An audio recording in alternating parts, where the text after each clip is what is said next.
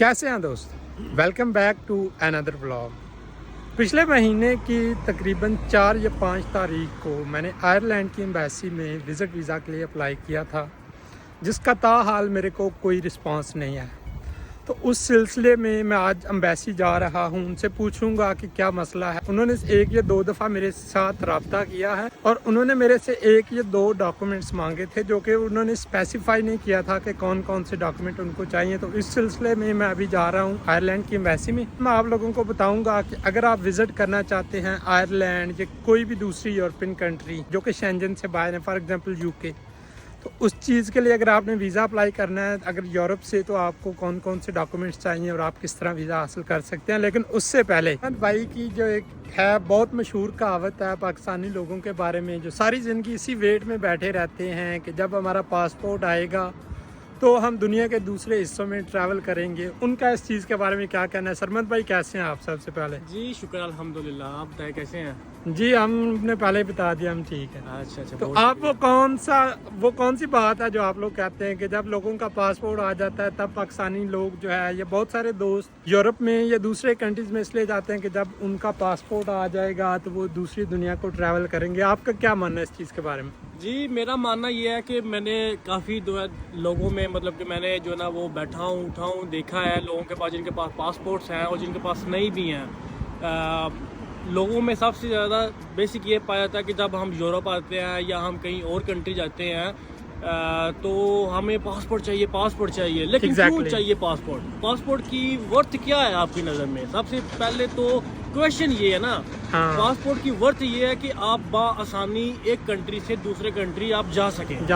Passport का इसके अलावा और कोई मकसद नहीं है। ना तो पासपोर्ट ने आपको कहीं रहने के लिए जगह देनी है, ना ही कहीं रहने के लिए आपको खाना देना है। वो आपका एक बेसिक चीजें हैं, वो अलग है। पासपोर्ट हमारे पाकिस्तानियों की स्पेशल प्रायोरिटी होती है किसी भी दूसरे कंट्री में जब आप जाकर सेटल होना चाहते हो। उसके अलावा जब आप पासपोर्ट लेना चाहते हो, मैं लूँगा, मैं दुनिया जाऊँगा, मैनू वेखना एक कोई वीज़ा नहीं चाहिए, मैं 180 मुल्क नहीं जावांगा। लेकिन मैंने जिन बंदों को देखा है जिनके पास ये इटालियन पासपोर्ट्स हैं, बेल्जियम के पासपोर्ट्स हैं या फ्रेंच पासपोर्ट्स हैं, जर्मन के हैं, वो लोग सिवाय पाकिस्तान के या इंडिया के वो दुनिया के कहीं और मुल्क में फिर भी नहीं जाते।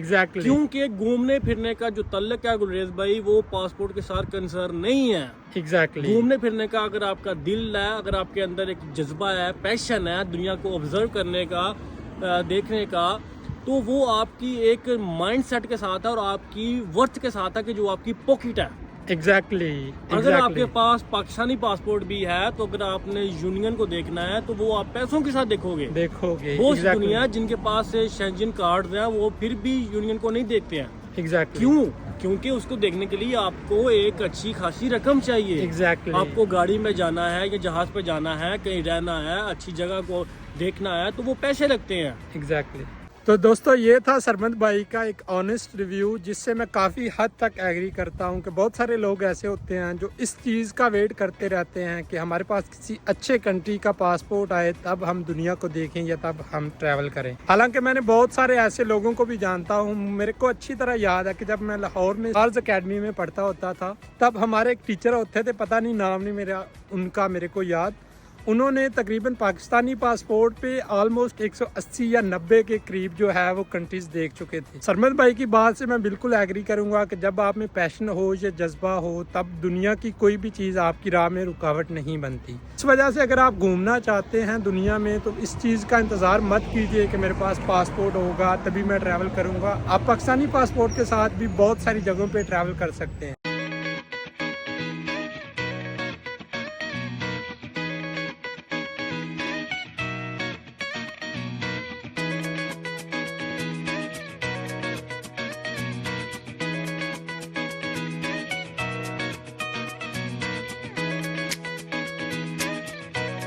तो साथियों एम्बेसी से मैं अभी फ्री हो चुका हूँ, एम्बेसी वाला काम हो चुका है और उन्होंने मेरे को बताया कि मसला क्या बना था और उन्होंने मेरे से माजरत भी की कि कौन कौन से डॉक्यूमेंट उनको चाहिए थे, उनको स्पेसिफाई करना चाहिए था। तो अभी एम्बेसी से फ्री हो चुका हूँ और मैं अब आप लोगों को बताऊँगा कि अगर आप आयरिश वीज़ा अप्लाई करना चाहते हैं तो उसके लिए कौन कौन से डॉक्यूमेंट चाहिए आप लोगों को। अगर आपके पास किसी भी यूरोपियन कंट्री का रेजिडेंस परमिट है तो आप आसानी से आयरलैंड का वीज़ा अप्लाई कर सकते हैं। और 95 आउट ऑफ 100 चांसेस हैं कि अगर आपकी प्रोफाइल स्ट्रॉन्ग है तो आपको वीज़ा मिल जाएगा। और वीज़ा के लिए डॉक्यूमेंट्स इतने कुछ ख़ास नहीं चाहिए आप लोगों को। अगर आप स्टूडेंट हैं तो आपको आपकी यूनिवर्सिटी की तरफ से एक लेटर चाहिए और उसके साथ आपने फ़ंड्स शो करने होते हैं कि मेरे पास इतने फ़ंड्स हैं कि मैं आयरलैंड जाऊंगा और ख़ुद को सपोर्ट कर सकूंगा। और उसके बाद अगर आप वर्क वीज़ा पे हैं या आपके पास वर्क परमिट है तो आपके एम्प्लॉयर की जानब से आपको एक लेटर बनवाना है। और बाकी जो नॉर्मल के रूटीन के डॉक्यूमेंट होते हैं, for example insurance, hotel booking, flight booking, इस तरह की चीज़ें आपसे मांगते हैं। कोई इतने स्ट्रॉन्ग डॉक्यूमेंट्स नहीं हैं कि मतलब आपका वो पिछली सारी प्रोफाइल मंगा लें कि आप क्या करते रहे हैं या क्या कर रहे हैं। इस तरह का कोई हार्ड एंड फास्ट रूल नहीं है। थोड़े से डॉक्यूमेंट मांगते हैं वो आप लोगों से। और उनकी एम्बेसी पे डिफरेंट कंट्रीज़ में जो एम्बेसी हैं उन पे मेंशन भी है। फॉर एग्जांपल अगर मैं फ़िनलैंड की बात करूं तो उन्होंने मुझसे जो डॉक्यूमेंट्स मांगे थे वो ये था कि मतलब मेरा रेजिडेंस परमिट और उसके बाद मेरे एम्प्लॉयर से एक लेटर बनवाया था, कंसेंट लेटर बोलते हैं जिसको, कि इस बंदे को फ़लाँ दिन छुट्टियाँ तो ये जा सकता है वहाँ पे। और उसके बाद आपकी 2-3 पिछले मंथ की सैलरीज देखते हैं और उसके बाद आपके अकाउंट में फ़ंड्स देखते हैं कि आपके पास फ़ंड्स हैं या नहीं। आपके पास ये डॉक्यूमेंट्स हैं तो वो आपको वीज़ा दे देते हैं। और मेरा वीज़ा इस वजह से भी नहीं आ रहा क्योंकि मैंने अगस्त की डेट्स पाई हुई हैं। मैंने उनको बताया था कि मैं 25 से लेके 27 तक या 28 तक ट्रैवल करूँगा और मैंने एप्लीकेशन डाल दी थी आई थिंक अराउंड 4 और 5 ऑफ जून या 3 महीने थे। इस वजह से उन्होंने मेरे वीज़े को जो है वो डिले किया हुआ है। कुछ दोस्तों ने अप्लाई किया था मेरे साथ, उनको तो विद इन 1 वीक उन्होंने डिसीजन दे दिया था और वीज़ा ग्रांट कर दिया था। और अगर आप फ़िनलैंड आने के बाद आयरलैंड का वीज़ा अप्लाई करना चाहते हैं तो यहाँ पे एम्बेसी आने का सबसे आसान तरीका है, आप ट्राम पे बैठ के आ सकते हैं। ये बिल्कुल देखें, एम्बेसी के बिल्कुल सामने ट्राम का स्टेशन बना हुआ है और ये सेंटर से बिल्कुल 4 या 5 मिनट की दूरी पे वाक़ है ये जगह। तो आप आके बाई पर्सन भी एम्बेसी को विज़िट कर सकते हैं मंडे, ट्यूसडे और फ्राइडे वाले दिन 9 से लेके 12 बजे तक। और आपकी जो भी क्यूरीज़ हों, इनका स्टाफ जो है वो बहुत ज़्यादा फ्रेंडली है और हेल्पफुल है। आपका जो भी क्वेश्चन हो ये लोग आपकी हेल्प करते हैं।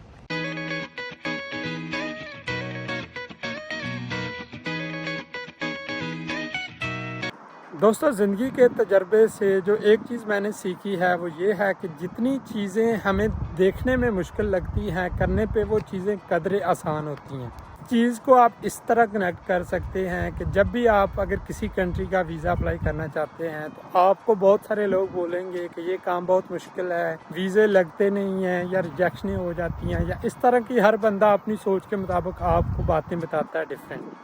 और हम में से 90% ऐसे लोग होते हैं जो वो काम खुद तो नहीं करते लेकिन लोगों की सुनी सुनाई बातों पे अमल करना शुरू कर देते हैं और वो दूसरे लोगों को भी ये बताते हैं कि ये चीज़ जो है वो बहुत मुश्किल है, ये काम इस तरह नहीं होता। लेकिन जब आप देखेंगे कि अगर आप कोई भी काम करना चाहते हैं, लेट्स सपोज आप वीज़ा अप्लाई करना चाहते हैं, तो आप इस चीज़ को नोटिस करेंगे कि जब आप उस काम में दाखिल होते हैं, जब आप एक एप्लीकेशन फॉर्म फिल करना शुरू कर देते हैं, तो आपको आहिस्ता आहिस्ता चीज़ों की समझ लगना शुरू हो जाती है और आपको फिर बाद में जाके पता चलता है कि ये तो काम ही बहुत आसान था, मैं तो खामखा इतना अरसा इस काम को डिले करता रहा जिसकी वजह से मेरे को इतना ज़्यादा नुकसान हो गया।